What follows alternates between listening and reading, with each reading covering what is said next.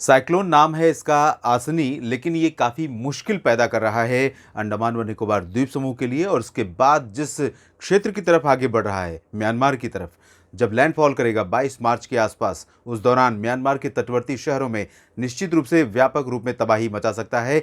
लेकिन ये भी तय है कि ये सिस्टम सीवियर साइक्लोन या वेरी सीवियर साइक्लोनिक स्टॉर्म नहीं बनेगा, भले ही समुद्र की सतह का तापमान और विंड शेयर इसके फेवर में बने हुए हैं, यानी एटमॉस्फेरिक और ओशनिक कंडीशंस इस सिस्टम के फेवर में है। आप देख सकते हैं आज इस समय जो इसकी कंडीशन है वो इस समय डीप डिप्रेशन की है, और अनुमान ये है कि अगले 12 घंटों में ही साइक्लोनिक स्टॉर्म बन जाएगा, आज शाम या रात के दौरान। और जब ये साइक्लोनिक स्टॉर्म बन जाएगा तब इसकी जो स्पीड होगी आगे बढ़ने की, वो थोड़ा सा और स्लो हो जाएगी, क्योंकि इसका जो इंटेंसिफिकेशन है वो ज़्यादा, इसका जो प्रभाव है वो ज़्यादा भारी भरकम हो जाएगा, इसलिए इसका मूवमेंट आगे का कम हो जाएगा। हालांकि इसके इर्द गिर्द जो हवाओं की स्पीड है वो बढ़ेगी। जाहिर है हवाओं की स्पीड से ही आमतौर पर किसी साइक्लोनिक स्टॉर्म को और साथ में क्लाउड बैंड्स को, क्लाउड कॉन्फ़िगरेशन को मेज़र करने के बाद ही ये तय होता है, ये पता चल पाता है कि सिस्टम किस इंटेंसिटी तक पहुंच चुका है। तो ये कंडीशन अभी नज़र आ रही है कि जब ये लैंडफॉल कर रहा होगा उस दौरान थोड़ा सा कमज़ोर भले हो जाएगा। यंगून के आप देख सकते हैं, यंगून का रीजन है, और जब 22 मार्च को लगभग दोपहर के आसपास ये तटों के करीब से पैरेलल चलेगा, लेकिन उस समय भले साइक्लोनिक स्टॉर्म होगा, और जब ये लैंडफॉल करने की प्रोसेस में होगा, सीधे तौर पर ज़मीन पर जाने की प्रोसेस में होगा, उस दौरान ये कमज़ोर होकर डीप डिप्रेशन की इंटेंसिटी में आ जाएगा। तो थोड़ी सी राहत की उम्मीद ये है कि बहुत भयंकर इम्पैक्ट म्यांमार पर नहीं पड़ेगा। लेकिन इन स्थितियों के बीच में, और साथ में जो 23 मार्च को WD आने वाला है उत्तर भारत में, उन सभी सिस्टमों के बीच में क्या प्रभाव हो सकता है देश के मौसम पर अगले 3 दिनों के दौरान, हवाओं के ज़रिए, मॉडल के ज़रिए आपको समझाने की कोशिश करते हैं। यहाँ पर आप देख सकते हैं बंगाल की खाड़ी पर इंटेंस सिचुएशन, और बिल्कुल म्यांमार के करीब पहुंच चुका होगा सिस्टम। ये 24 घंटों का प्रोजेक्शन है, इसलिए इसका जो एक्सट्रीम लास्ट पॉइंट है वो दिखाई दे रहा है। अभी फिलहाल इसकी जो पोजीशन है वो थोड़ा और पीछे है, उत्तरी अंडमान व निकोबार द्वीप समूह पर, उत्तरी अंडमान सागर पर, एडजॉइनिंग बे ऑफ बंगाल पर। और इसका इम्पैक्ट बंगाल की खाड़ी में हवाओं को किस तरह से दिखाई दे रहा है, हवाओं के बदलाव के रूप में किस तरह दिखाई दे रहा है। साथ ही साथ ये सिस्टम अरब सागर से जिस तरह से मॉइस्चर अटैक कर रहा था, उसके चलते पूरा का पूरा कोंकण का रीजन और साथ ही केरल तक काफ़ी बदलाव दिखाई दिया था। अगले 24 घंटों की बात हम कर रहे हैं तो केरल, तमिलनाडु और दक्षिणी आंतरिक कर्नाटक, तटीय दक्षिणी कर्नाटक और आंध्र प्रदेश के कई हिस्सों में, तेलंगाना के निचले इलाकों में कहीं कहीं पर बादलों की गर्जना और लाइटनिंग थंडरस्टॉर्म के साथ वर्षा हो सकती है। अंडमान व निकोबार द्वीप समूह में लगातार बारिश जारी है। शाम से अंडमान व निकोबार द्वीप समूह को काफ़ी हद तक राहत मिल सकती है। उत्तरी इलाकों को छोड़कर बाकी जगहों पर गतिविधियां बहुत कम हो जाएंगी। हालांकि हवाओं की स्पीड लगातार यहां पर बनी रहेगी। पूर्वोत्तर भारत के क्षेत्रों में अरुणाचल प्रदेश और सिक्किम में कुछ जगहों पर वर्षा आज हो सकती है और बाकी जगहों पर बारिश की संभावनाएं नहीं है। उत्तरी हिस्सों में दिल्ली, हरियाणा, पंजाब और उत्तराखंड, उत्तर प्रदेश, साथ ही साथ राजस्थान, मध्य प्रदेश, महाराष्ट्र, गुजरात, इन सभी भागों पर उत्तरी हवाओं और साथ ही साथ थोड़ी बहुत हवाओं की मिक्सिंग है पूर्वी दिशा की। आप देख सकते हैं उत्तरी क्षेत्रों में जो उत्तर प्रदेश का तराई वाला रीजन है, इन भागों के ज़रिए उत्तरी हवाएं पहुंच रही होंगी। तो इन मिक्सिंग हवाओं के चलते थोड़ी बहुत गतिविधियां प्री मानसून की यहाँ पर कहीं भी डेवलप हो सकती हैं।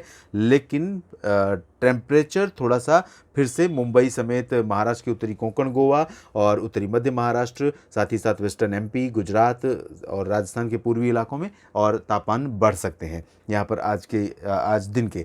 और इसके बाद अगर हम अगले 24 घंटों के बाद की बात करें, यानी कि 22 मार्च की स्थिति देखें, तो 22 मार्च को जब ये लैंडफॉल कर रहा होगा, देखिए इस समय इसकी जो इंटेंसिटी है वो कमज़ोर हो चुकी है और इसी वजह से यहाँ पर जो रेनफॉल का प्रोजेक्शन था वो काफ़ी रिड्यूस हुआ है। और ये भले ही राहत की बात है, लेकिन इसके बावजूद म्यांमार के तमाम शहरों में बहुत भारी बारिश और साथ ही तेज़ हवाएं चलने की आशंका रहेंगी।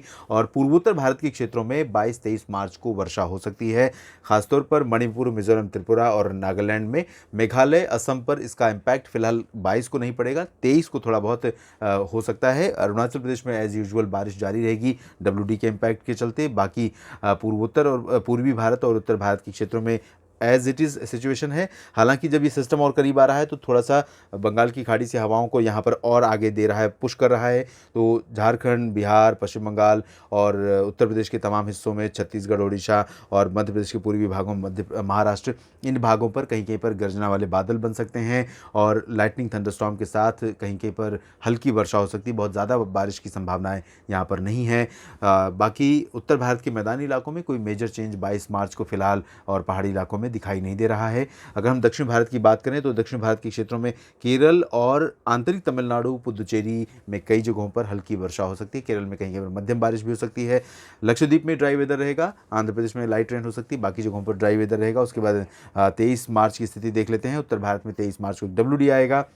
पहाड़ों के साथ साथ मैदानी इलाकों पर भी मौसम करवट ले सकता है। उम्मीद कर सकते हैं आप उस दौरान थोड़ी बहुत बारिश की प्लेन्स में, पंजाब, हरियाणा, दिल्ली और उत्तर प्रदेश के नॉर्थ ईस्टर्न पार्ट्स में, क्योंकि आप देखिए यहाँ पर काफ़ी डिस्टर्बेंस दिखाई दे रहा है। तो एक सर्कुलेशन भी बनेगा इंड्यूस्ड, और अगर प्लेन्स में इंड्यूस्ड सर्कुलेशन प्रोमिनेंट हुआ और अरब सागर से उसने मॉइस्चर लेने की शुरुआत कर दी तो निश्चित रूप से प्लेन्स में इंक्लूडिंग गुजरात, राजस्थान और Haryana, Punjab, Delhi, western UP, western MP, इन सभी क्षेत्रों में कुछ जगहों पर प्री मानसून की गतिविधियां हो जाएंगी और लोगों को काफ़ी राहत मिल जाएगी। लेकिन इसकी संभाव्यता, प्रोबेबिलिटी बहुत ज़्यादा नहीं नज़र आ रही। पूर्वी उत्तर प्रदेश में भी एज यूजुअल वेदर रहेगा।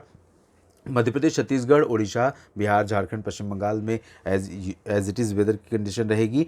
और यहाँ पर एक सर्कुलेशन सा दिख रहा है लेकिन ज़्यादा इम्पैक्ट नहीं है। फिर भी आंध्र प्रदेश में वर्षा हो सकती है। दक्षिण मध्य महाराष्ट्र, दक्षिण कोंकण गोवा, केरल और कर्नाटक, तमिलनाडु, पुदुचेरी में भी बारिश होने की संभावना है। पूर्वोत्तर में बारिश यहाँ पर आप देखिए काफ़ी बढ़ रही है 23 मार्च को, और 23 के बाद 24-25 मार्च तक इस तरह की बारिश यहाँ पूर्वोत्तर भारत में जारी रहेगी। आप जानते हैं प्री मानसून सीजन में इस बार भारत में बहुत कम वर्षा रिकॉर्ड की गई है।